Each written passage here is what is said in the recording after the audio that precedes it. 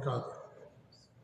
الحمدللہ رب العالمین واشہد ان لا الہ الا اللہ وحدہ لا شریک لہ واشہد ان محمدا عبدہ ورسولہ صلوات اللہ وسلامہ علیہ وعلی آلہ وعلی اصحابہ ومن اہتدی بہدیہ واستنى بسنتہ الی یوم الدین وبعد۔ قبل اس کے کہ میں درس کا آغاز کروں، چند باتوں کی طرف آپ لوگوں کی توجہ دلانا چاہتا ہوں، تنبیہ کرنا چاہتا ہوں۔ بڑی حیرانی ہوئی مجھے یہ ساری باتیں سن کر کے، جن کے تعلق سے میں اعلان کرنا چاہتا ہوں کہ اس مسجد کا خیال یہاں کے لوگ نہیں رکھتے ہیں۔ فش وغیرہ ہے، دروازے ہیں، یا اس طریقے سے فریج وغیرہ ہے اور حمامات وغیرہ ہیں، لوگ بے دردی کے ساتھ استعمال کرتے ہیں، توڑ دیتے ہیں، فش وغیرہ نکال کر کے نیچے پھینک دیتے ہیں۔ میرے بھائی، یہ مسجد ہے، اللہ تعالیٰ کا گھر ہے یہ۔ آپ نماز پڑھنے آتے ہیں، کوئی آپ کے گھر میں جا کر کے اس طرح کی ساری حرکتیں کریں تو کیا آپ کو اچھا لگے گا؟ مسجد کے آداب کا خیال رکھنا چاہیے، مسجد کی حفاظت کرنی چاہیے۔ لیکن یہ سن کر کے بڑی حیرانگی ہوتی ہے کہ لوگ دروازے بڑی تیزی کے ساتھ کھولتے ہیں، بند کرتے ہیں، دروازے سب ٹوٹے ہوئے ہیں، حمامات کے دروازے سب خراب ہیں، وضو کرتے ہیں لوگ واش بیسن میں، پورا اپنا وزن اسی پر ڈال دیتے ہیں، وہ ٹوٹ جاتا ہے، خراب ہو جاتا ہے۔ آدمی کو نرمی کے ساتھ وضو کرنا چاہیے، لیکن وہاں اس طریقے کے استعمال کرتے ہیں، ٹوٹی وغیرہ کھول دیتے ہیں اسے بے دردی کے ساتھ اور اس کا خیال نہیں رکھتے۔ بتائیں کہ فش وغیرہ لوگ توڑ دیتے ہیں، وائر نکال دیتے ہیں، نعوذ باللہ من ذالک۔ ایک مسجد کے تعلق سے ایک مسلمان اس طرح کر سکتا ہے؟ بڑی حیرانگی ہو رہی ہے۔ ظاہر بات ہے کوئی باہر کا آدمی نہیں کرتا، یہ نمازی لوگ کرتے ہیں، مسلمان کرتے ہیں جو اس کے اندر نماز پڑھتے ہیں۔ کیا مسجد سے آپ کو بیر ہے؟ اللہ تعالیٰ کا گھر ہے، کسی دشمن کا گھر نہیں ہے یہ کہ آپ کو دشمنی نکالنی ہے، دعوت نکالنا۔ نعوذ باللہ من ذالک۔ بہت حیرانگی والی بات ہے کہ ہم مسلمان ہو کر کے مسجد کے تقدس کا خیال نہ رکھیں، مسجد کے آداب کا خیال نہ رکھیں، مسجد کے اندر جو چیزیں ہیں ان چیزوں کو صحیح طریقے استعمال نہ کریں۔ یہ پورے سارے مسلمانوں کے لیے وقف ہوتی ہے مسجد یہ۔ اس کے اندر کوئی بھی چیز، چاہے مصحف ہو، چاہے کوئی بھی چیز ہو، پنکھے ہوں، کرسیاں ہوں، سارے مسلمانوں کے لیے وقف ہیں، سارے مسلمان اس سے فائدہ اٹھاتے ہیں۔ تو ہم یہ کرنے کے بجائے اس کو ناقابل استعمال بنا دیتے ہیں اور خیال نہیں رکھتے، توڑ دیتے ہیں ساری چیزوں کو۔ تو میرے بھائی، اس سے بچیں ہم۔ بہت ہی گندی حرکت ہے یہ، ناقابل یقین حرکت ہے یہ۔ اگر کہیں جا کر کے بیان کریں شاید لوگ یقین بھی نہ کریں، لیکن حقیقت ہے یہ۔ ہم نے کہا ان سے کہ بھائی آپ جو ہے بورڈ لگا دیجئے، اعلان کر دیجئے۔ بولے ہم اردو میں اور عربی میں، انگلش میں اعلان کریں گے اور مسجد کے اندر لگائیں گے تاکہ لوگ اس کا خیال رکھیں۔ حالانکہ اس کی ضرورت ہی نہیں ہے۔ ہر مسلمان مسجد کی عظمت کو سمجھتا ہے، مسجد کی اہمیت کو سمجھتا ہے۔ اللہ تعالیٰ کا گھر ہے یہ، یہاں لوگ عبادت کے لیے، قرآن کی تلاوت کے لیے، ذکر و اذکار کے لیے، نیک کام کرنے کے لیے آتے ہیں۔ ہم اس کا نہ خیال رکھتے ہوئے مسجد کے ساتھ ہمارا یہ سلوک ہو، یہ تو بہت ہی افسوس والی بات ہے۔ جتنا ہم افسوس کریں کم ہے میرے بھائی۔ اس لیے ہماری گزارش ہے آپ لوگوں سے، درخواست ہے کہ ہم اور آپ سب مل کر کے مسجد کے تقدس کا خیال رکھیں، مسجد کے تمام ممتلکات کا، تمام چیزوں کا ہم اس کا خیال رکھیں، اس کی حفاظت کریں۔ جی ہاں، اور یہ ساری حرکتوں سے ہم اپنے آپ کو محفوظ رکھیں۔ اللہ تعالیٰ ہم سب کو توفیق دیں۔ میرے بھائیوں، آج ہم جس جنگ کے بارے میں پڑھیں گے اس جنگ کا نام ہے جنگ موتا۔ یہ موتا اردن کے اندر جارڈن میں بلقان کے قریب ایک وادی کا نام ہے، ایک آبادی کا نام ہے، وہاں پر یہ جنگ پیش آئی تھی۔ یہ جنگ نہ صرف اللہ کے رسول صلی اللہ علیہ وسلم کی زندگی میں بلکہ پورے تاریخ اسلام میں، بلکہ اگر یہ کہا جائے کہ پوری انسانی تاریخ میں اس سے کوئی بڑا معرکہ اس ناحیے سے کہ دونوں فوجوں کے اندر زمین و آسمان کا فرق تھا۔ ایک طرف 3000 مسلمان تھے اور دوسری طرف روم کی جو فوج تھی 2 لاکھ پر مشتمل تھی۔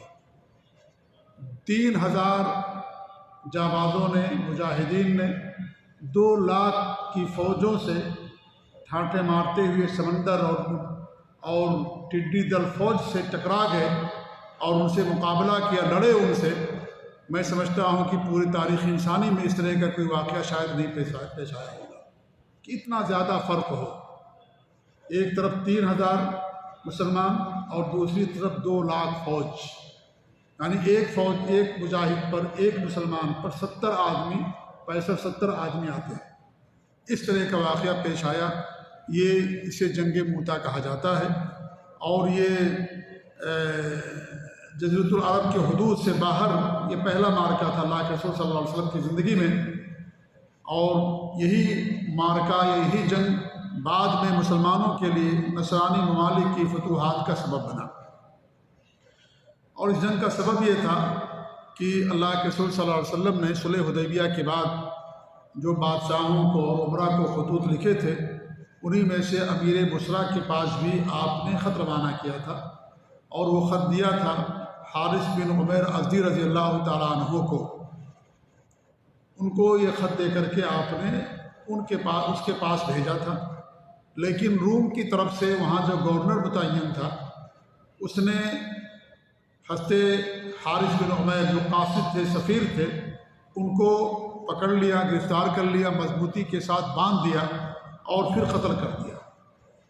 بڑا یعنی اس نے جو حرکت کی، ظاہر بات ہے سفیروں کا قتل یہ بدترین جرم شمار ہوتا ہے، اور یہ اعلان جنگ ہے گویا کہ اگر کوئی سفیر کو، آج بھی یہ چیز موجود ہے، کسی ملک کا سفیر اگر کسی ملک میں ہے اور اسے قتل کر دیا جائے تو گویا کہ اس ملک سے جنگ کا اعلان ہوتا ہے۔ جب یہ خبر آپ کو پہنچی تو آپ بہت سخت گزرا آپ کے اوپر، اور آپ نے پھر 3000 کا لشکر تیار کیا، اور یہ جنگ ذوالقعدہ کے جمادی الاولیٰ کے مہینے میں ہوئی ہے، سنہ 8 ہجری کے اندر، جمادی الاولیٰ سنہ 8 ہجری کے اندر یہ واقعہ پیش آیا۔ تو آپ نے 3000 کا لشکر تیار کیا، اور یہ اب تک کا سب سے بڑا اسلامی لشکر تھا۔ اس سے پہلے کسی بھی جنگ میں 3000 مسلمان اکٹھا نہیں ہوئے تھے۔ اور آپ نے زید بن حارثہ رضی اللہ تعالیٰ عنہ جو غلام تھے، ان کو سپہ سالار کمانڈر بنایا، اور کہا کہ جب یہ قتل کر دیے جائیں، شہید ہو جائیں، تو جعفر بن ابی طالب رضی اللہ تعالیٰ عنہ کو اپنا کمانڈر بنا لینا، اور جب وہ شہید ہو جائیں تو عبداللہ بن رواحہ تمہارے سپہ سالار اور تمہارے کمانڈر ہوں گے، جیسا کہ بخاری کے اندر یہ حدیث مروی ہے۔ صحیح بخاری کے اندر اس واقعے کو، اس جنگ کو بیان کیا گیا ہے۔ آپ نے سفید پرچم دے کر کے روانہ کیا، اور یہ وصیت بھی کی آپ نے روانہ کرتے وقت کہ سب سے پہلے انہیں اسلام کی دعوت دینا، اگر وہ اسلام کر لیں تو بہتر ہے، کیونکہ جنگ کا مقصد یہی ہے کہ لوگ اسلام قبول کر لیں، اور جو رکاوٹیں ہیں دین ان تک پہنچنے کی، وہ رکاوٹیں ختم ہو جائے، کیونکہ اسلام میں جنگ کا مقصد خوریزی نہیں ہے، قتل کرنا نہیں ہے، بلکہ اسلام کی صاف ستھری تعلیمات کو، دین اسلام کو ان تک پہنچا دینا، یہ اصل مقصد ہے۔ اس لیے سب سے پہلے آپ صلی اللہ علیہ وسلم ہمیشہ جب لشکر بھیجتے تھے، سریہ بھیجتے تھے، تو ان کو یہی وصیت کرتے تھے کہ سب سے پہلے انہیں اسلام کی دعوت دینا، اگر اسلام قبول کر لیں الحمدللہ، تو آپ نے ان کو وصیت کرتے ہوئے فرمایا، نصیحت کرتے ہوئے کہ سب سے پہلے انہیں اسلام کی دعوت دینا، اگر اسلام کر لیں تو بہتر ہے، ورنہ اللہ تعالیٰ سے مدد مانگنا اور ان سے لڑائی کرنا، اور دیکھو بدعہدی نہ کرنا، وعدہ نہ توڑنا، اور خیانت نہ کرنا، کسی بچے کو، کسی عورت کو، اور کسی بوڑھے کو، اور گرجا میں رہنے والے کسی شخص کو قتل نہ کرنا۔ یہ اسلام کی امن پسندانہ تعلیمات ہیں کہ جنگ کے دوران کسی بچے کو نہیں قتل کیا جائے گا، بچے کا کوئی قصور نہیں، عورت کو بھی قتل نہیں کیا جائے گا، کسی بوڑھے شخص کو قتل نہیں کیا جائے گا، جو اپنے معبد میں عبادت کر رہے ہیں، اپنے جو ہے بتوں کی پرستش کر رہے ہیں، جو کچھ بھی کر رہے ہیں، اور آپ کے سامنے جنگ میں نہیں ہیں، ان کو بھی قتل نہیں کیا جائے گا۔ اسلام کی تعلیمات ہے، کتنی امن پسندانہ اور کتنی واضح، سادہ اور صاف ستھری تعلیمات ہیں۔ پھر آپ نے یہ بھی فرمایا کسی درخت کو نہ کاٹنا اور نہ کسی عمارت کو منہدم کرنا۔ درختوں کا کوئی قصور نہیں ہے، عمارتوں کا کوئی قصور نہیں ہے، انہیں نہ کاٹنا اور نہ ہی کسی عمارت کو منہدم کرنا۔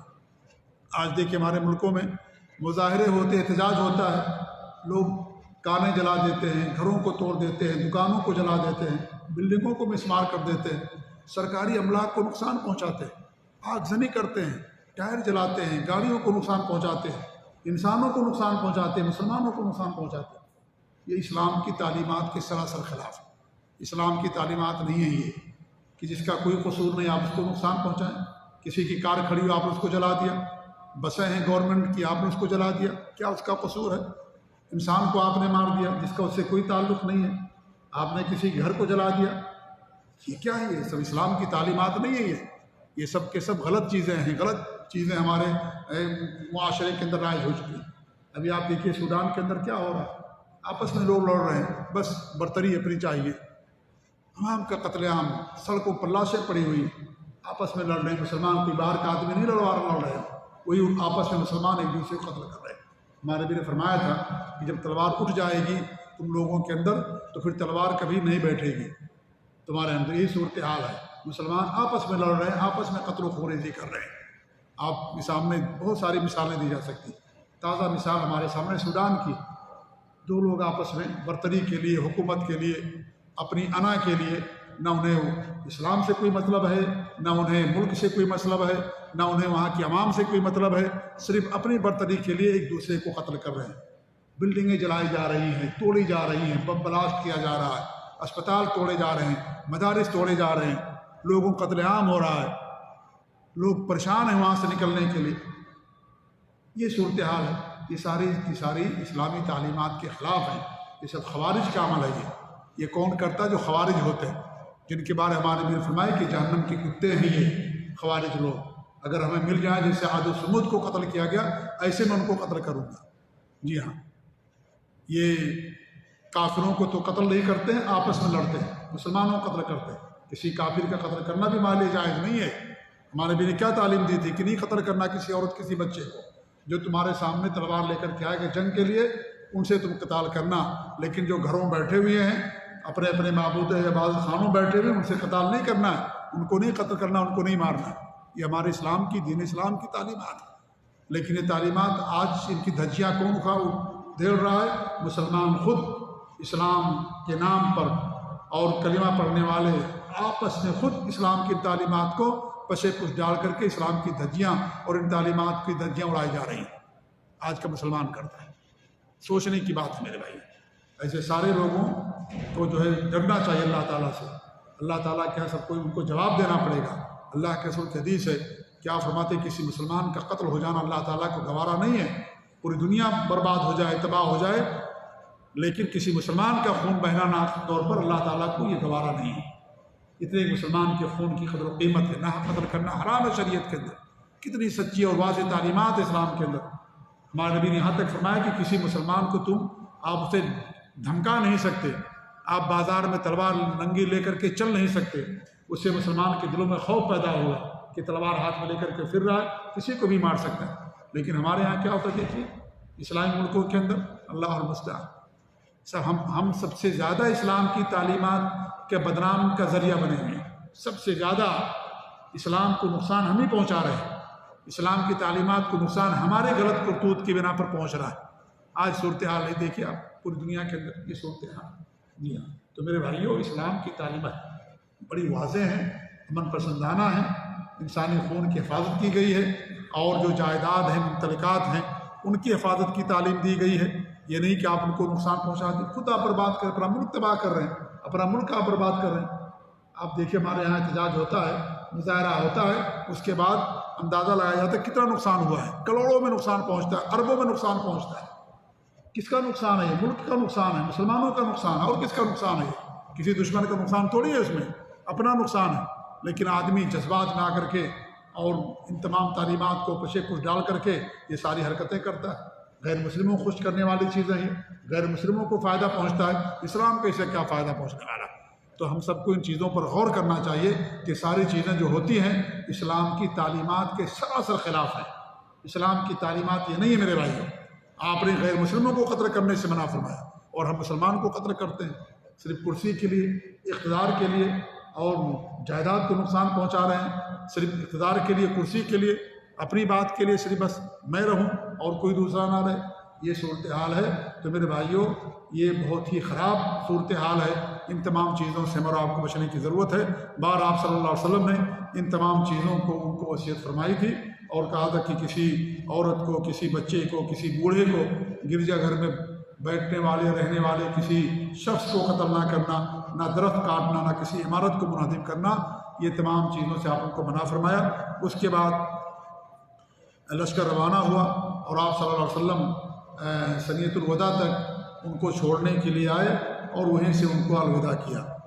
جب یہ لشکر پہنچتا ہے اردن کے علاقے میں تو ان جانبازوں کو معلوم ہوا کہ دشمن 2 لاکھ کا لشکر لے کر کے خیمہ زن ہے، جس میں سے 1 لاکھ تو فوج روم کی تھی اور 1 لاکھ آس پاس کے رہنے والے علاقے کے رہنے والے جو لوگ تھے ان کی تھی، اور یہ پورا علاقہ اس وقت روم کے زیر نگرانی ہوا کرتا تھا۔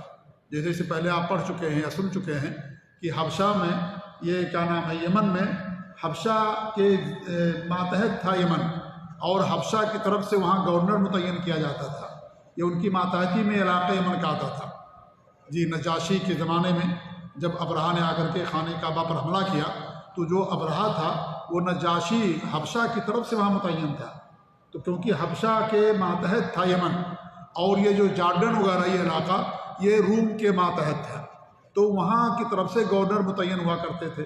تو 1 لاکھ فوج تو روم سے آئی تھی اور 1 لاکھ وہیں کے آس پاس کے لوگ تھے، 2 لاکھ کی فوج تھی، اور ادھر جو مسلمان تھے صحابہ کرام تھے وہ 3000 تھے بس۔ ان لوگوں نے آپس میں مشورہ کیا کہ اتنا بڑا لشکر کا سامنا کیسے کیا جائے۔ سب سے بڑا سوال یہی تھا کہ ہم 3000 ہیں اور یہ 2 لاکھ ہیں، ہمیں کیا کرنا چاہیے۔ کسی نے کہا کہ ہمیں مدینہ واپس چلے جانا چاہیے، کچھ لوگوں کا خیال تھا کہ اللہ کے رسول صلی اللہ علیہ وسلم کو اطلاع دے دی جائے، تو ہو سکتا ہے کہ آپ کی طرف سے کمک بھیجی جائے یا آپ کا جو حکم ہوگا اس کے تعمیل کی جائے گی۔ بہرحال 2 راتیں مشورے میں گزر گئی کہ کیا کیا جائے، ان سے جنگ کی جائے یا ہم واپس اپنے مدینہ چلے جائیں، یا اللہ کے رسول صلی اللہ علیہ وسلم کو صورتحال کے بارے میں اطلاع دیں، آپ کا جیسا حکم ہوگا اس طریقے سے کیا جائے گا۔ کیونکہ بہت فرق تھا، ایک طرف 3000 اور ایک طرف 2 لاکھ فوج، ٹھاٹھے مارتا ہوا سمندر، ٹڈی دل، ان سے لڑنا تھا۔ اس لیے صحابہ کرام 2 راتوں تک آپس میں مشورہ کرتے رہے۔ عبداللہ بن رواحہ رضی اللہ تعالیٰ نے فرمایا کہ ہم جنگ تعداد کے بلبوتے نہیں لڑتے ہیں، ہماری جنگ ہوتی ہے ایمان کی طاقت سے ہوتی ہے، اللہ پر توکل اور یقین کی طاقت سے ہم لڑتے ہیں، لہذا ہمیں آگے بڑھنا چاہیے اور ہمیں 2 بھلائیوں میں سے 1 بھلائی ملے گی، یا تو ہم غالب ہوں گے، فتح ہمیں نصیب ہوگی، یا تو ہم شہید ہوں گے۔ 2 بھلائیوں میں سے 1 بھلائی اللہ نے ہمارے لکھی ہے، لہذا ہمیں پشو پیش نہیں کرنا چاہیے اور وقت زیادہ نہ لگاتے ہوئے ہمیں ان کے ساتھ لڑائی کرنا چاہیے۔ اب ہرقل اور روم کی 2 لاکھ فوجوں کا سامنا ہوا، اور یہ تاریخ انسانی کا بڑا ہی عجیب ترین اور خوفناک مارکا شروع ہوا۔ 3000 جانباز تھے اور 2 لاکھ کا لشکر جرار تھا۔ دنیا پھٹی پھٹی آنکھوں سے دیکھ رہی تھی، آسمان بھی حیران تھا، زمین بھی لرزہ بندان تھی، لیکن جب ایمان کی طاقت ہوتی ہے تو اس طرح کے عجائبات ظہور میں آتے ہیں۔ اور یہ جنگ میرے بھائیوں 7 دنوں تک چلی۔ شروع کے 2 دنوں میں مسلمانوں کا پلڑا بھاری رہا، تیسرے دن سے مسلمان پریشانی میں آنا شروع ہوئے، لیکن شروع کے 2 دنوں تک مسلمانوں کا پلڑا بھاری رہا، کیونکہ جو دشمن تھا وہ اس گمان میں تھا کہ مسلمان بہت قلیل تعداد میں ہیں، وہ جنگ نہیں کریں گے، ہم سے مصالحت کے لیے تیار ہو جائیں گے یا میدان چھوڑ کر کے بھاگ جائیں گے، یہ ان کا ذوم تھا یا وہ سوچ رہے تھے۔ لیکن مسلمانوں نے فیصلہ یہ کیا کہ یا تو ہمیں فتح ملے گی یا تو ہمیں شہادت ملے گی، لہذا ہمیں واپس جانے کے بجائے ہمیں ان سے جنگ کرنی چاہیے۔ اور پھر فجر کی نماز پڑھی انہوں نے، فجر کی نماز کے فوری بعد اچانک جا کر کے ان لوگوں پر انہوں نے حملہ کر دیا۔ سب سے پہلے کمانڈر تھے زید بن حارثہ رضی اللہ تعالیٰ عنہ، وہ ان سے لڑتے رہے اور 2 دنوں تک، تیسرے دن جا کر کے وہ شہید ہو گئے، اور پرچم زمین پر گرنے سے پہلے حضرت جعفر رضی اللہ تعالیٰ عنہ نے لپک کر کے پرچم اٹھا لیا اور بڑی بے مثال بہادری اور شجاعت کے ساتھ لڑتے رہے۔ دائیں ہاتھ ان کا کٹ گیا تو بائیں ہاتھ میں انہوں نے جھنڈا اٹھا لیا، یہاں تک کہ بائیں ہاتھ بھی کٹ گیا تو پھر دونوں بازوؤں سے انہوں نے جھنڈے کو اٹھا لیا، یہاں تک کہ شہادت سے سرفراز ہو گئے، اور وہ بھی تیسرے ہی دن شہید ہوئے۔ حضرت جعفر بن ابی طالب رضی اللہ تعالیٰ عنہ، صحیح بخاری کی حدیث ہے، عبداللہ بن عمر رضی اللہ عنہ فرماتے ہیں کہ موتا کے دن ہم نے جعفر رضی اللہ عنہ کے جسم میں تلوار اور نیزوں کے 90 زخم شمار کیے، 90 زخم، اس میں کوئی بھی زخم پیچھے نہیں لگا تھا، سارے زخم آپ کے سامنے لگے ہوئے تھے، یعنی انہوں نے پیٹھ نہیں دکھائی دشمن کو، لڑتے رہے پورے 2 دن تک، تیسرے دن وہ شہید ہوئے، سارے زخم ان کے آگے والے حصے کے اندر تھے۔ اللہ تعالیٰ نے انہیں دونوں بازوؤں کے عوض جنت میں 2 بازو عطا کیا، اور اسی لیے انہیں جعفر طیار کہا جاتا ہے، اور انہیں جعفر ذو الجناحین کہا جاتا ہے۔ حضرت ابو ہریرہ رضی اللہ عنہ کی حدیث ہے، سنن ترمذی کی، امام البانی رحمۃ اللہ علیہ نے اس کو صحیح قرار دیا ہے، کہتے ہیں کہ اللہ کے رسول نے فرمایا رأیت جعفر یطیر فی الجنہ مع الملائکہ، میں نے جعفر کو جنت میں فرشتوں کے ساتھ اڑتے ہوئے دیکھا، اسے ان کو جعفر طیار مانے اڑنے والا یا اڑانے والا، اسی لیے پائلٹ کو طیار کہتے ہیں عربی زبان میں، تو ان کو جعفر طیار کہا جاتا رضی اللہ تعالیٰ عنہ، کہ جنت میں وہ فرشتوں کے ساتھ اڑ رہے تھے۔ ایسے دوسری روایت کے اندر ہے کہ رأیت جعفر بن ابی طالب ملکن یطیر فی الجنہ مع الملائکہ بجناحین، میں نے جعفر بن ابی طالب کو فرشتوں کے ساتھ جنت میں اڑتے ہوئے 2 بازوؤں کے ساتھ اڑتے ہوئے میں نے ان کو دیکھا، تو ان کے دونوں ہاتھ کٹ گئے دنیا میں، تو اللہ رب العالمین نے ان کو 2 بازو جنت کے اندر عطا کیا، اسی لیے ان کو جعفر ذو الجناحین، جناح کہتے ہیں بازو کو، جناحین 2 بازو والے، ذو الجناحین، تو اللہ رب العالمین نے ان کو 2 بازو عطا کیا۔ ان کی شہادت کے بعد عبداللہ بن رواحہ رضی اللہ تعالیٰ عنہ جھنڈا سنبھالا، وہ بھی تیسرے دن شہید ہو گئے۔ یہ تینوں کے تینوں تیسرے دن شہید ہوئے۔ 2 دنوں تک تو مسلمانوں کا پلڑا بھاری رہا، بڑی سرفروشی کے ساتھ لڑتے رہے، لیکن تیسرے دن یہ تینوں کمانڈر شہید ہو گئے۔ اس کے بعد خالد بن ولید رضی اللہ تعالیٰ عنہ نے جھنڈا ہاتھ میں لیا، اور ہمارے نبی صلی اللہ علیہ وسلم نے ان کو اللہ کی تلوار قرار دیا، اور بڑی بہادری کے ساتھ لڑے۔ صحیح بخاری کے اندر ہے کہ ان کے ہاتھ میں 9 تلواریں ٹوٹ گئی تھیں۔ اس کا مطلب یہ ہے کہ بڑی جانبازی کے ساتھ، بڑی بہادری کے ساتھ خالد بن ولید رضی اللہ تعالیٰ عنہ نے جنگ لڑی، اور اسی جنگ میں آپ صلی اللہ علیہ وسلم کی طرف سے ان کو سیف اللہ کا لقب دیا گیا، اسی جنگ موتا کے اندر۔ اور بخاری کی حدیث ہے کہ جب حضرت زید رضی اللہ تعالیٰ عنہ نے جھنڈا اٹھایا تو ہمارے نبی نے، اللہ رب العالمین نے آپ کو ہی کے ذریعے سے اطلاع دی، جنگ کی خبر نہیں آئی آپ کے پاس، لیکن اللہ رب العالمین نے وہی کے ذریعے سے آپ کو اطلاع دی کہ حضرت زید نے جھنڈا لیا اور وہ شہید ہو گئے، پھر جعفر رضی اللہ تعالیٰ عنہ نے جھنڈا لیا، وہ بھی شہید ہو گئے، پھر ابن رواحہ نے جھنڈا لیا، وہ بھی شہید ہو گئے، اور اس دوران آپ صلی اللہ علیہ وسلم کی آنکھیں اشکبار تھیں جب آپ یہ لوگوں کو سنا رہے تھے۔ پھر فرمایا کہ یہاں تک کہ اللہ تعالیٰ کی تلواروں میں سے ایک تلوار نے جھنڈا لیا اور ایسی جنگ لڑی کہ اللہ رب العالمین نے انہیں فتح عطا کیا۔ یہ صحیح بخاری کی حدیث ہے۔ خالد بن ولید رضی اللہ عنہ کی تاریخ ہے کہ جس جنگ کے اندر بھی وہ کمانڈر رہے، اس جنگ کے اندر شکست نہیں ہوئی، چاہے زمانے جاہلیت میں، چاہے مسلمان ہونے کے بعد۔ تو اس جنگ میں بھی جو چوتھے کمانڈر تھے خالد بن ولید رضی اللہ تعالیٰ عنہ تھے، اور انہوں نے جھنڈا سنبھالا تو انہوں نے بڑی ہی حکمت کے ساتھ یہ جنگ لڑی۔ انہوں نے کیا کیا، جب صبح ہوئی تو انہوں نے پورے لشکر کی ترتیب بدل ڈالی، جو آگے فوج تھی ان کو پیچھے کر دیا، جو دائیں طرف تھے ان کو بائیں طرف کر دیا، بائیں والوں کو دائیں طرف کر دیا، اور بہت سارے شہ سواروں کو حکم دیا فوج کے پیچھے کہ تم لوگ اپنے گھوڑوں سے خوب گرد و غبار اڑانا اور بلند آواز سے تکبیر کہنا، تحلیل کرنا، تاکہ دشمن یہ سمجھے کہ مسلمانوں کے لیے کمک آ رہی ہے، یعنی مسلمانوں کے تعاون کے لیے مدینے سے فوج آ رہی ہے۔ جب وہ گرد و غبار دیکھیں گے اڑتا ہوا تو انہیں یہ یقین ہو جائے گا کہ مسلمانوں کی مدد کے لیے باقاعدہ فوج آ رہی ہے۔ تو انہوں نے باقاعدہ حکم دیا کچھ شہ سواروں کو کہ تم جا کر کے گرد و غبار اڑاؤ خوب زیادہ اور بلند آواز سے تکبیر کرو۔ اور جب انہوں نے پورے لشکر کی ترتیب بدل دی تو جو دشمن تھے ان کے دلوں کے اندر رعب چھا گیا، اور وہ سمجھنے لگے کہ اب مسلمانوں کی نئی کمک آ گئی ہے، نئی فوج آ گئی ہے، کیونکہ جو ہمارے سامنے کل تھے وہ آج نہیں ہیں، دوسرے ہیں۔ تو انہوں نے حضرت خالد بن ولید رضی اللہ عنہ نے پورے لشکر کی ترتیب بدل دی، جس سے دشمنوں پر خاصا رعب پڑا، اور پھر حضرت خالد بن ولید رضی اللہ تعالیٰ عنہ بڑی حکمت کے ساتھ ان کے نرغے سے مسلمانوں کو دھیرے دھیرے نکالنے لگے اور پیچھے ہٹنے لگے دھیرے دھیرے۔ دشمن نے جب دیکھا کہ مسلمان ایک طرف گرد و غبار اور دوسری طرف نئے نئے چہرے اور پھر یہ مسلمان پیچھے ہٹ رہے ہیں، تو انہوں نے سمجھا کہ یہ مسلمانوں کی کوئی حکمت عملی ہے اور وہ ہمیں یہاں سے نکال کر کے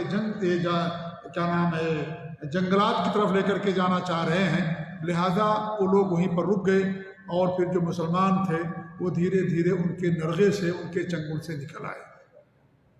اور اس طریقے سے اس جنگ کے اندر 12 مسلمان شہید ہوئے تھے، اور جہاں تک دشمن کے تعلق سے تو ان کے خاصے دشمن مارے گئے، لیکن میں نے بڑی تحقیق کی اور بہت کتابوں کا مطالعہ کیا کہ کتنے لوگ مارے گئے، تو کوئی حتمی تعداد اس کے تعلق سے نہیں مل سکی۔ امام شیخ سیف الرحمن مبارک پوری رحمۃ اللہ علیہ نے بات لکھی ہے کہ صحیح تعداد ہم کو نہ معلوم ہو سکی کہ وہ لوگ کتنے مارے گئے، لیکن خاصی تعداد تھی دشمنوں کی جو ماری گئی تھی، اور مسلمانوں میں صرف 12 شہید ہوئے تھے۔ اگرچہ مسلمانوں کو کھلی طور پر اس کے اندر غلبہ نہیں ملا، لیکن پھر بھی یہ کسی طریقے سے کسی فتح سے کم نہیں تھا۔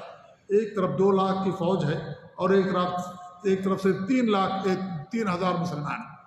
ایسے لوگوں سے اپنے آپ کو بچا لینا اور کم خسارہ ہونا، کم نقصان پہنچنا، یہ بھی کسی فتح سے کم نہیں ہے۔ اسی لیے اس جنگ کو ہمارے نبی صلی اللہ علیہ وسلم نے فتح سے تعبیر کیا۔ جیسے خالد بن الولید جو اللہ کی تلواروں میں سے ایک تلوار ہیں، ان کو جھنڈا ملا تو اللہ رب العالمین نے انہیں فتح عطا کی۔ تو ایک لحاظ سے فتح ہی تھی، اگرچہ غلبہ نہیں ملا مسلمانوں کو واضح طور پر کہ دشمن بھاگ گئے ہوں یا دشمنوں کو قید کر لیا گیا ہو، ایسا واقعہ نہیں ہوا۔ مسلمان خود دھیرے دھیرے جنگ سے یا ان کے چنگل سے نکلتے گئے اور اس طریقے سے انہوں نے اپنی جان کی حفاظت کر لی، اور اس سے پورے عرب کے اندر مسلمانوں کی عزت اور ساکھ میں مزید اضافہ ہوا، کیونکہ جو روم تھی اس کی طاقت دنیا کی سب سے بڑی طاقت اس زمانے میں تھی۔ ان سے لڑائی کرنا، ان سے جنگ کرنا، یہ عربوں کے نزدیک یہ خودکشی کے مرادف تھا۔ لیکن جب مسلمانوں کے ساتھ جنگ کی اور اس طریقے سے کافی لوگ ان کے مارے گئے اور مسلمان پھر اپنی جان بچا کر کے یعنی بڑی حکمت کے ساتھ واپس بھی ہوئے، تو پورے عرب کے اندر مسلمانوں کی قوت کا چرچا ہونے لگا کہ تو روم سے لڑ جانے والے لوگ ہیں، انہیں اپنی جان کی کوئی پرواہ نہیں، اسلام کے لیے، دین کے لیے اپنی جان کو بھی قربان کر دینے والے، تو ان کی طاقت کا بڑا شعرہ ہوا، اور اس طریقے سے جو عرب کے لوگ تھے بہت زیادہ ان کے اندر ان کی طاقت کا اضافہ ہوا، اور اس طریقے سے ان کی اور زیادہ ساخت اور طاقت عربوں کے اندر بیٹھی، اور اس میں کوئی قابل ذکر بڑا نقصان مسلمانوں کا نہیں ہوا۔ 12 مسلمان صرف شہید ہوئے تھے اور ان کے کافی لوگ جو ہے مارے گئے تھے۔ یہ ہے جنگ موتا، جو بڑا فرق تھا دونوں فوجوں کے اندر، ایک طرف 3,000 اور ایک طرف 2 لاکھ، لیکن اس کے باوجود بھی مسلمان بڑی سرفروشی کے ساتھ، بڑی جانبازی کے ساتھ اور بڑی طاقت کے ساتھ وہ لڑے، اور اللہ رب العالمین نے اس طریقے سے انہیں یہ فتح نصیب فرمائی اور ان کی جانوں کی حفاظت کی، اور اس طریقے سے وہ دشمن کو مرعوب کر کے سمجھ لیجئے وہ لوگ پھر واپس ہوئے۔ اسی جنگ کے بارے میں جب صحابہ کرام جب ہمارے نبی تک خبر پہنچتی ہے حضرت جعفر رضی اللہ تعالیٰ عنہ کی وفات اور شہادت کی، تو آپ نے کہا کہ اشنوا لآل جعفر طعاما، جعفر کے خاندان کے لیے کھانا بناؤ، کیونکہ ان کے پاس ایسی خبر پہنچی ہے جس خبر نے ان کو مشغول کر رکھا ہے۔ اس لیے جب کسی کی وفات ہو تو اس کے گھر پڑوسیوں کو یا وہاں کے رہنے والوں کو ان کے گھر کھانا پہنچانا چاہیے۔ یہ نہیں کہ جن کے یہاں وفات ہوئی ہے وہی خود کھانا بنائیں اور جو تعزیت کرنے کے لیے آئے ان کو کھلائیں، ایسا نہیں ہونا چاہیے، بلکہ جو آس پاس کے لوگ ہیں، جو پڑوس ہیں، ان کو چاہیے کہ وہ کھانا بنا کر کے ان کے گھر پر بھیجیں تو وہ لوگ بھی کھائیں گھر والے، اور جو ان کے مہمان آئے ہوئے ہیں تعزیت کرنے کے لیے وہ بھی اسی میں سے کھائیں۔ البتہ جو گھر والے ہیں جن کی میت ہوئی ہے ان کا گھر کھانا بنانا یہ شریعت کے اندر جائز نہیں ہے، اس کو نوحہ میں شمار کیا گیا ہے دین اسلام کے اندر۔ تو یہ جنگ تھی جو جنگ موتا کے نام سے معروف ہے، جو سن 8 ہجری میں جمادی الاولیٰ کے مہینے میں واقع ہوئی۔ اللہ تعالیٰ سے دعا ہے کہ اللہ رب العالمین ہمیں اپنے نبی صلی اللہ علیہ وسلم کی سیرت جاننے اور پھر آپ کے اخلاق کو اپنانے کی اللہ تعالیٰ ہم سب کو توفیق دے، آمین۔ جزاکم اللہ خیر، وصلی اللہ علی محمد وعلی آلہ وصحبہ اجمعین، والسلام علیکم ورحمۃ اللہ وبرکاتہ۔